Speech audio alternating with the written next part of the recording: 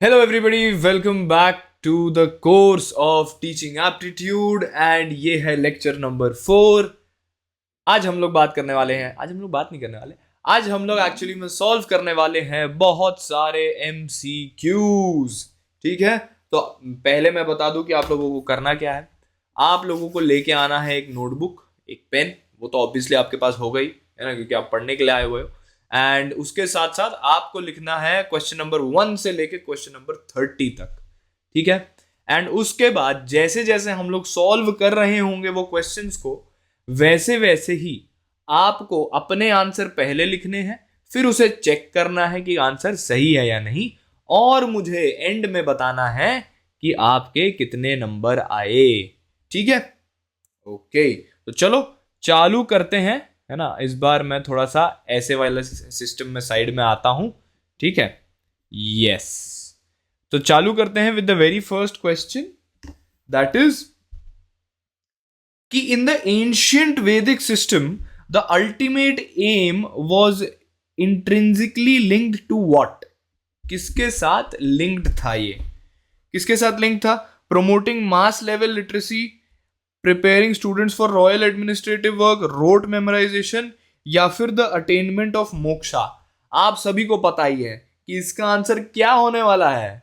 Option number D होने वाला है। क्या बात है, क्या बात है। अच्छा देखो, जब मैं क्वेश्चन पढ़ रहा हूंगा तब आप लोग साथ साथ में क्वेश्चन पढ़ो और उसके बाद पॉज करके अपना आंसर लिखना। ये नहीं कि चालू में ही एकदम कि अच्छा नहीं वो तो डी था, मैं भी डी ही सोच रहा था, ऐसा वाला सिस्टम नहीं चलेगा।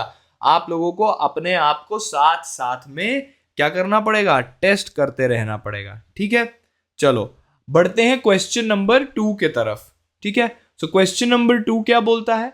क्वेश्चन नंबर 2 बोलता है कि which of the following best characterizes the gurukul systems approach to knowledge. क्या है? Option A specialized vocational preparation, नहीं। मार्केट डिमांड को तो बात ही नहीं। Standardized curriculum across all gurukuls uniformly, नहीं। हमको पता है कि हर एक गुरुकुल में गुरु अलग तरीके से पढ़ाते थे, अलग अलग गुरुकुल में अलग अलग गुरु होते थे। फिर क्या था? Oral transmission through close personal mentorship in a natural setting, ये हो सकता है। फाइनल देखते हैं, emphasis on examination based assessment तो होता ही नहीं था। चलो, तो इसका आंसर क्या हो जाएगा? आंसर सी हो जाएगा। Yes, exactly. चलो आगे बढ़ते हैं क्वेश्चन नंबर 3 की तरफ। पढ़ो और उसके बाद बताओ कि आंसर क्या होगा। बताओ मतलब लिखो कि आंसर क्या होगा। ठीक है,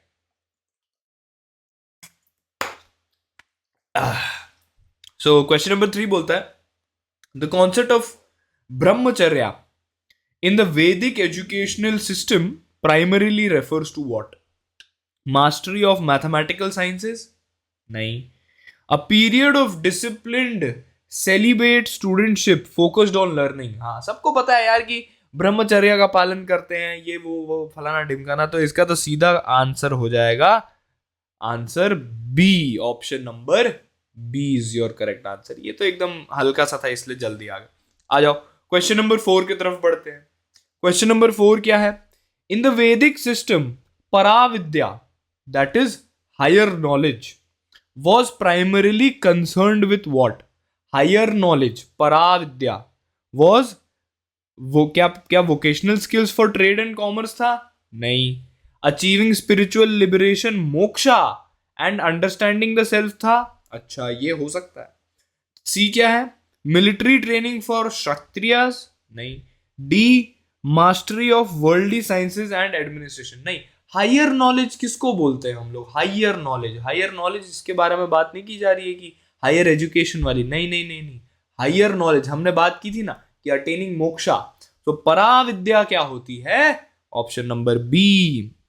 ठीक है, these are some of the syllables which are use, syllables बोल रहा हूं, these are some of the synonyms which are used. कि पराविद्या है ना, एम क्या होता था, है ना, तो पराविद्या का मतलब क्या होता है। तो मैं ये चाहता हूं कि ऐसा ना हो कि अगर आपके सामने पराविद्या आ जाए या फिर आपके सामने ब्रह्मचर्य का कॉन्सेप्ट आ जाए तो आपको बिल्कुल ही आप ब्लैंक हो जाओ। ठीक है, तो इसके वजह से मैंने एमसीक्यूज में ये सारी चीजें इंक्लूड की हैं। ठीक है, थियरी तो सारी सेम ही है। पराविद्या का मतलब क्या था? अचेविंग मोक्षा, जो कि मैंने आपको बता ही दिया है ना, बस उसका नाम अलग आ जाता है। चलो क्वेश्चन नंबर 5 क्या है? So the Vedic method of Shravan, Manan and Nididhyasana represents which pedagogical sequence? बताओ. Option A, physical exercise, dietary control and oral testing? नहीं. Rote memorization, group discussion and peer assessment? नहीं. Listening to the guru, reflection, that is rational thinking, and internalization, that is meditation. ये तो देखते ही समझ में आ गया कि इसका ऑप्शन सी ही सही आंसर है. बिल्कुल सही बात की हमने. ठीक है, चलो आगे बढ़ते हैं क्वेश्चन नंबर 6 पे. The transition from Vedic educational system to the Buddhist education system primarily marked a shift towards किसके towards? Option A, the complete abandonment of philosophical inquiry for vocational skills. क्या ऐसा हुआ था? नहीं यार, ऐसा तो नहीं हुआ था. The democratization of learning and institutionalized viharas. ये तो हुआ था भाई. चलो बाकी और भी देखते हैं कि strict exclusion based on caste hierarchy, ये चीज तो हटाई थी बुद्धिज्म ने. ठीक है. डी क्या है? हाईली डिसेंट्रलाइज्ड इंडिविजुअल गुरु रन आश्रम्स. नहीं, इस टाइम पे तो नालंदा और तक्षशिला जैसी यूनिवर्सिटीज आई थी. तो इसका मतलब कौन सा ऑप्शन हमारा सही है? ऑप्शन नंबर बी हमारा सही है. क्या बात है, क्या बात है. बहुत देख रहे हो, काफी सिंपल एंड इंटुइटिव क्वेश्चंस पूछते हैं कि ये जो तुम लोगों को बताई गई चीजें हैं उन्हीं के ऊपर से क्वेश्चंस आते हैं बहुत ज्यादा. ठीक है, इक्का दुक्का क्वेश्चन इधर उधर से आ सकता है. ठीक है, but don't worry. Question number 7. Question number 7 क्या है? The Buddhist democratization of education meant that. क्या मीनिंग था उसका? Students voted on which subjects they wanted to study. नहीं, ऐसा तो कुछ बात ही नहीं की थी. Teachers were elected by local community. क्या ये बात की गई थी? नहीं. Education was open to all castes and gender, breaking the exclusivity of the वैदिक गुरुकुल्स. राइट, हम लोगों ने जस्ट पिछले क्वेश्चन में ही इसकी बात की थी कि गुरुकुल सिस्टम में जो हमारा कास्ट के वजह से एजुकेशन नहीं मिल पा रहा था, जेंडर बेसिस के वजह से जो एजुकेशन नहीं मिल पा रहा था, उसी चीज को हटाया जाता है यूजिंग क्या? In the Buddhist education system. तो इसका ऑप्शन क्या होगा? Option number C is the correct answer. चलो क्वेश्चन नंबर 8 की तरफ चलते हैं. Which of the following best describes the institution of Nalanda at its peak? A, a center for colonial administrative training. नहीं, ये तो colonial time पे था ही नहीं.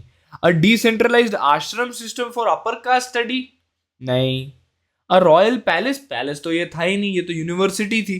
तो क्या बच गया? सारे के सारे ऑप्शन एलिमिनेट हो गए. Option number D. क्या है वो? An international residential university offering diverse subjects including logic, medicine and philosophy. क्या बात है. क्वेश्चन नंबर 8 का option number D is the correct answer. आ जाओ क्वेश्चन नंबर 9 क्या बोलता है? The Buddhist educational traditions emphasis on sangha. Sangha क्या थी? कम्युनिटी थी. मोस्ट डायरेक्टली रिफ्लेक्टेड एम्फेसिस, हाँ, most directly reflected pedagogical principle. क्या है? एम्फेसिस ऑन संघा क्या, कौन सा पेडागोजिकल प्रिंसिपल रिफ्लेक्ट करता है? स्ट्रिक्ट हायरार्कियल गुरु डिसिप्लिन आइसोलेशन. क्या ये होता था? नहीं. अच्छा, इंडिविजुअलाइज सेल्फ डायरेक्टेड लर्निंग. नहीं. कोलैबोरेटिव, हाँ, क्योंकि हम लोगों ने याद है संघा में बात की थी कि वो एक कम्युनिटी थी जो कि बोलती थी डिस्कशन करो, आपस में बात करो और उससे सीखो. सो पीयर इंस्ट्रक्शन के बारे में बात की जाती है. तो collaborative community based learning as a vehicle for personal development. तो समझ में आ गया कि कौन सा ऑप्शन होना चाहिए? बिल्कुल, है ना, ऑप्शन नंबर सी होना चाहिए. ठीक है, आ जाओ क्वेश्चन नंबर 10 पे आते हैं. We are already 1/3 of the way. तो देख रहे हो टीचिंग एप्टीट्यूड में ना बहुत ज्यादा टाइम नहीं लगता क्वेश्चंस को सॉल्व करने के लिए. ठीक है, स्पेसिफिकली इसमें हो सकता है नरेटिव या फिर पैसेज बेस्ड क्वेश्चन में आपको थोड़ा सा टाइम लग जाए, लेकिन ऑन एन एवरेज 1 मिनट ज्यादा से ज्यादा लगता है अगर आप आराम से पढ़ के कर रहे हो. देखो यहां तो मैं सारे ऑप्शन को एलिमिनेट करके भी दिखा रहा हूं, तब जाके हो रहा है इतना टाइम. ठीक है, आ जाओ क्वेश्चन नंबर 10 क्या बोलता है? In the ancient Indian education tradition which institution is most credited with blending Buddhist scholarship with secular subject like mathematics, astronomy and medicine?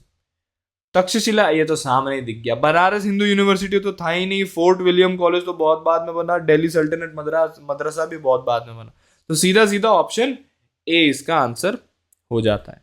ठीक है, ओके. क्वेश्चन नंबर 11 क्या है? Jain education in ancient India distinctively emphasized in the sense उनका aim क्या था?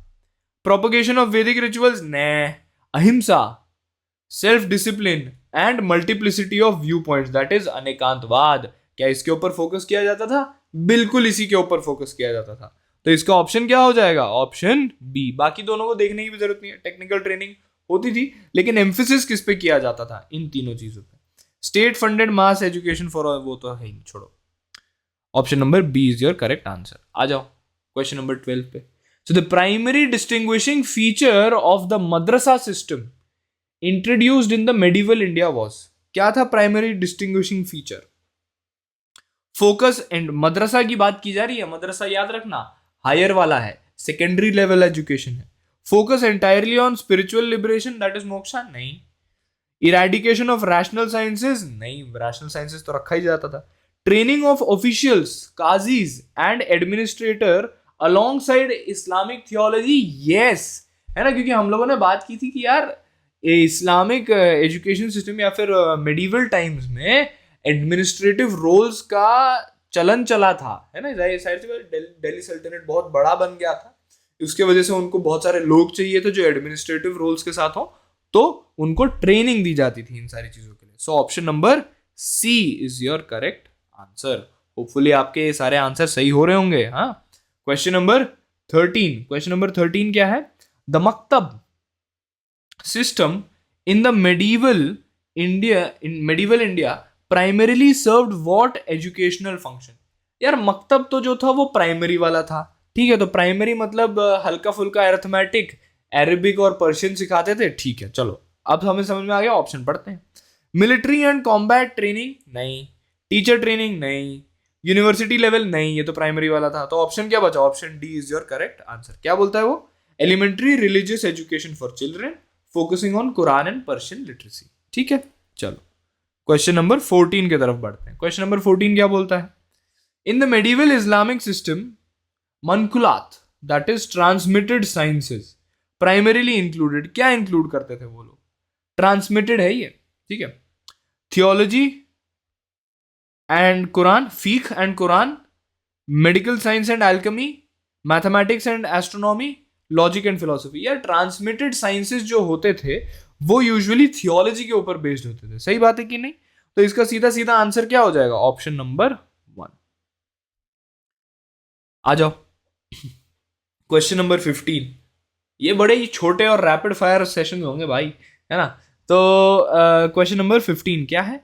The Islamic pedagogical practice of munazara involves, क्या? Copying manuscripts to learn calligraphy होता था, learning through physical labour in madrasa garden, silent rote memorisation of text, intellectual debate and logical argumentation between students और scholars, ठीक है।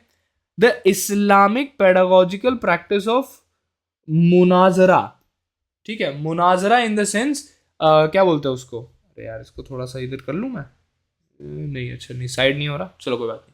Anyways, सो ये particular चीज देखो, ये तो है नहीं, कॉपिंग मैन्युस्क्रिप्ट तो कहीं दिखाए पढ़ाया ही नहीं हम लोगों को, तो कैंसिल, है ना। लर्निंग थ्रू फिजिकल लेबर भी कैंसिल, साइलेंट रोड मेमोराइजेशन भी कैंसिल। तो क्या बचता है हमारा ऑप्शन? Option D. तो इल्म अल कलम वाला जो सिस्टम था, उसके अलावा उसका एक दूसरा नाम भी है, दैट इज मुनाजरा। मुनाजर या फिर मुनाजरा, अब मेरे को उसका प्रोनाउंसिएशन पता नहीं, बट ठीक है। चलो यार, टीचिंग एप्टीट्यूड में ना यही दिक्कत होती है कि प्रोनाउंसिएशन क्या करे क्या नहीं करे समझ ही नहीं आता, ठीक है। चलो क्वेश्चन नंबर 16 पे आते हैं। द चार्टर एक्ट, अब आ गए हम लोग कॉलोनियल टाइम पे। The charter act of 1813 is significant because mandated English as the sole medium, नहीं, ये तो बहुत आगे हुआ था। Provided a sum of 1 lakh rupees, ले 1 लाख रुपीज और चार्टर एक्ट, मतलब यही आंसर होगा, सीधा सीधा बिना देखे टिक मार दो भाई। Provide the sum of 1 lakh rupees for the encouragement of education and allowed missionaries to enter India. चलो question number 17। The Orientalist Anglicist controversy was primarily a debate over, हम सबको पता है। ओरिएंटलिस्ट ने बोला कि हिंदी बोल रहा हूँ, संस्कृत, पर्शियन, अरेबिक में एजुकेशन होनी चाहिए। एंग्लिसिस्ट ने बोला नहीं भाई, सिर्फ इंग्लिश इंग्लिश इंग्लिश और वेस्टर्न, काम खत्म। तो हम लोगों को ये चीज ढूंढनी है। अमाउंट ऑफ सैलरी नहीं।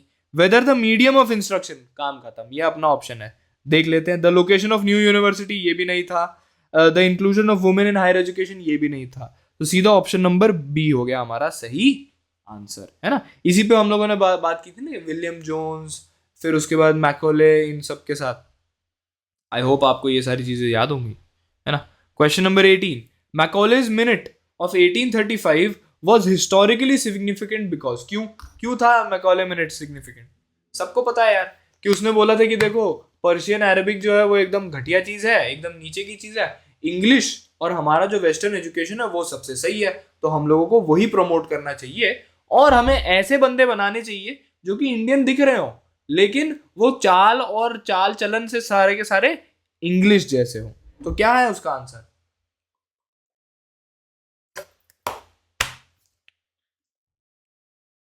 क्या ऑप्शन ए है founded the University of Calcutta? नहीं। Declared English the medium of higher education, हाँ। And withdrew state funds from indigenous learning, बिल्कुल सही बात है। एस्टैब्लिश डिस्ट्रिक्ट लेवल स्कूल्स, नहीं। Officially affirm British support for Sanskrit, हे भगवान, ये तो उसका उल्टा करता था।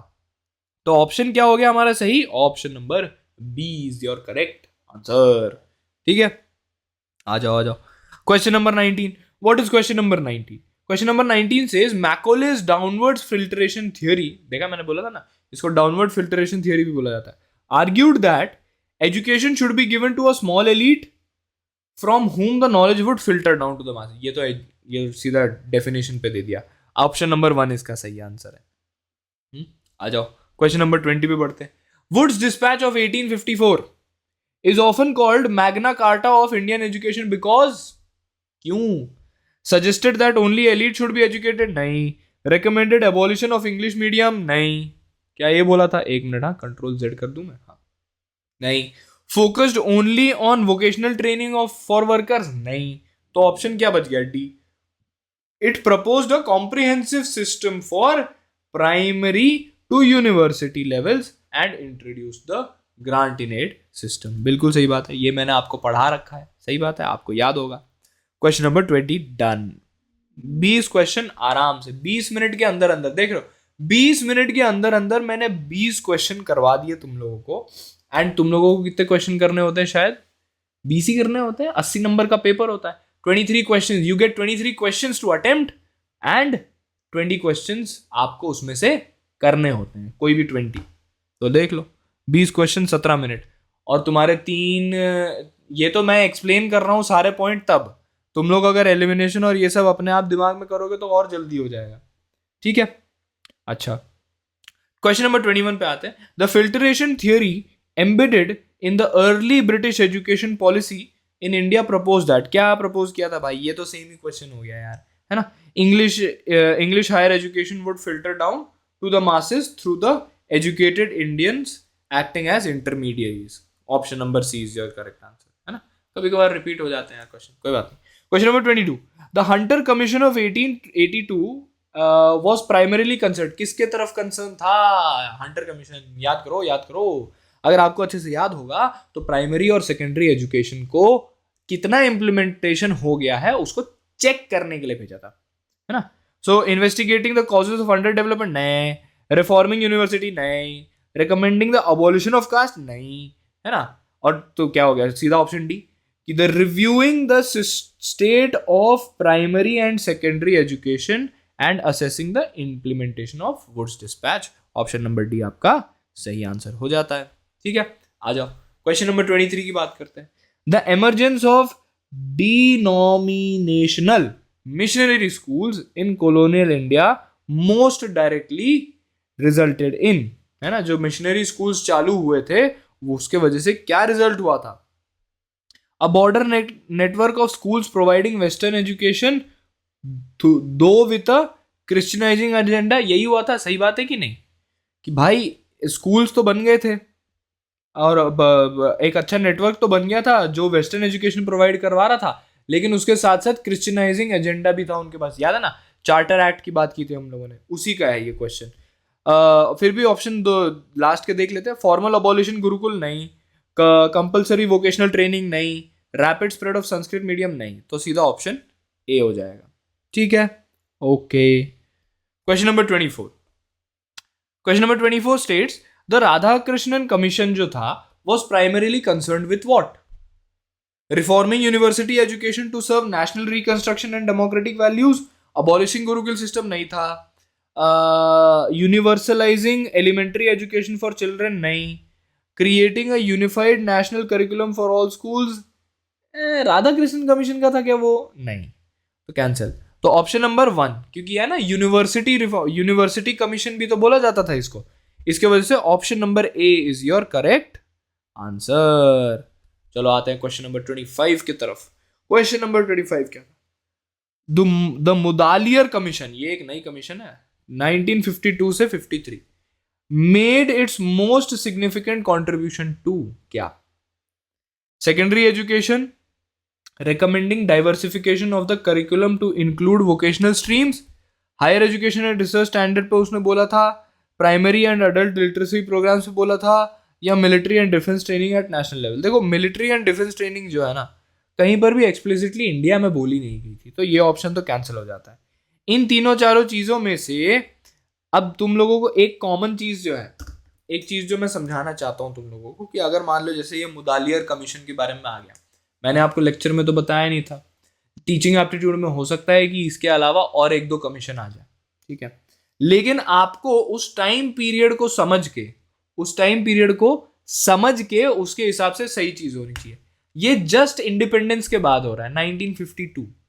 हम लोगों ने जो पहले की दो पढ़ी थी उनमें वो क्या बोल रहे थे? नेशन बिल्डिंग, है ना, एजुकेशन ठीक से हो. तो क्या है इसमें क्या बोल रहा है? सेकेंडरी एजुकेशन पे फोकस किया था. recommending diversification of the curriculum to include vocational streams. सही बात है कि नहीं है? इस पर्टिकुलर टाइम पे जब लोगों के पास जॉब्स नहीं थी, जो बहुत खतरनाक तरीके से ये क्या बोलते हैं सोशो इकोनॉमिक गैप जो था वो बढ़ गया था, है ना, पैसे नहीं आ रहे थे, तो पैसे कमाएंगे कैसे? बच्चों को सिखा के, बच्चों को ही तो सिखाना पड़ेगा, और क्या सिखा के? वोकेशनल ट्रेनिंग तो देनी पड़ेगी. तो बाय लॉजिक एंड बाय, ये हो सकता है तुम लोगों को थोड़ा सा ये कंफ्यूज करने के लिए, this is a good MCQ, ये थोड़ा सा कंफ्यूज करने के लिए है, लेकिन टाइम पीरियड के हिसाब से ऑप्शन नंबर ए सबसे फिट बैठता है. सो इसका सही आंसर क्या है? ऑप्शन नंबर ए. ठीक है, चलो क्वेश्चन नंबर 26 पे आते हैं. द कोठारी कमीशन आ गया भैया. Kothari commission is most celebrated for introducing the concept of what? IIT style technical institution? नहीं. और क्या है? अरे यार क्या हो रहा है ये? क्वेश्चन नंबर 26 का है. हाँ, abolition of regional language instruction? नहीं, इन्होंने तो लाया था भाई रीजनल लैंग्वेज, 3 लैंग्वेज सिस्टम लाया था इन्होंने. ठीक है. Privatisation of higher education? नहीं.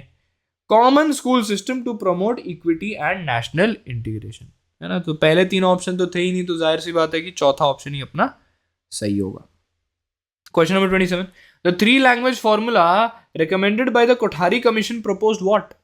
Hindi, regional language and English, or another classical language in Hindi speaking states, English only for all academic instruction, regional language only, English, Sanskrit and a foreign language for all students. क्या होगा इसका answer? सबको पता है option नहीं है सीधा, है ना. 3 लैंग्वेज सिस्टम. आ जाओ क्वेश्चन नंबर 28. कोठारी कमीशन फिर से है, बहुत सारे Kothari commission. Kothari commission emphasized that the destiny of India is shaped in her classroom. सही बात है. इट्स मोस्ट स्ट्रक्चरल रिकमेंडेशन क्या था? सबको पता है 10+2+3 structure and the 3 language formula. Making English as mother tongue? नहीं. एस्टैब्लिशमेंट ऑफ वोकेशनल कॉलेजेस पे बात नहीं की थी कोठारी कमीशन ने. कोठारी कमीशन ने स्कूल्स के ऊपर बात की, तो ये तो ऐसे ही हट गया. Reducing the school age from 6 to 3, ये भी कैंसिल, ये तो ऐसे ही फालतू डाल दिया. ठीक है, option number A is your correct answer. Question number 29 क्या है? In the history of Indian education which document first recommended a systematic grant in aid system for private school? बता दो यार, सबको पता है. अभी 2-3 इससे पहले हम लोगों ने ये भी किए थे, क्वेश्चंस भी किए थे इसके ऊपर. सीधा आंसर है वुड्स डिस्पैच 1854. काम खत्म. आखिरी क्वेश्चन क्या है? The Orientalist approach to the education in British India was characterised by what? Promotion of primary education नहीं, फोकस ऑन प्योरली टेक्निकल नहीं, the complete dismissal of Indian literature as worthless, ये तो Anglicist का था, orientalist का उल्टा था। क्या था? The belief that Indian classical languages such as Sanskrit, Arabic, Persian should be the medium of higher education. Therefore, option number C is your correct answer. Okay, तो that was it. ये था हमारा 30 क्वेश्चंस का मास्टर क्लास। ठीक है, अब देखो 30 questions थे एंड अभी मैं रिकॉर्डिंग में देख रहा हूं तो अराउंड 24 या 25 मिनट के करीब ही हुए हैं। तो तुम सोच रहे हो you can solve 30 questions in 30 minutes. मैं जब कर रहा हूं इसको तो मैं 30 क्वेश्चन 30 मिनट में कर रहा हूं while explaining everything and talking to you and making you guys revise everything. तो when you are attempting teaching aptitude तो आपको एक चीज ध्यान रखनी है कि आपकी एक्यूरेसी अगर सही हो तो टाइम बहुत कम में भी आप सॉल्व कर सकते हो, एंड जितना कम टाइम आप इन सारे सब्जेक्ट्स में लोगे उतना ज्यादा टाइम आप अपने डोमेन सब्जेक्ट्स पे डाल सकते हो। ठीक है, so that was my take away from this. जब मैं टीचिंग एप्टीट्यूड पढ़ रहा था कि भाई देखो टीचिंग एप्टीट्यूड छोटी चीज होती है, उसमें मार्क्स बढ़ाने के लिए करो काम एंड फटाफट अपने डोमेन सब्जेक्ट पे भागो। ठीक है, so that was it for this lecture. अगले लेक्चर में हम लोग चालू करेंगे unit 2 of the teaching aptitude.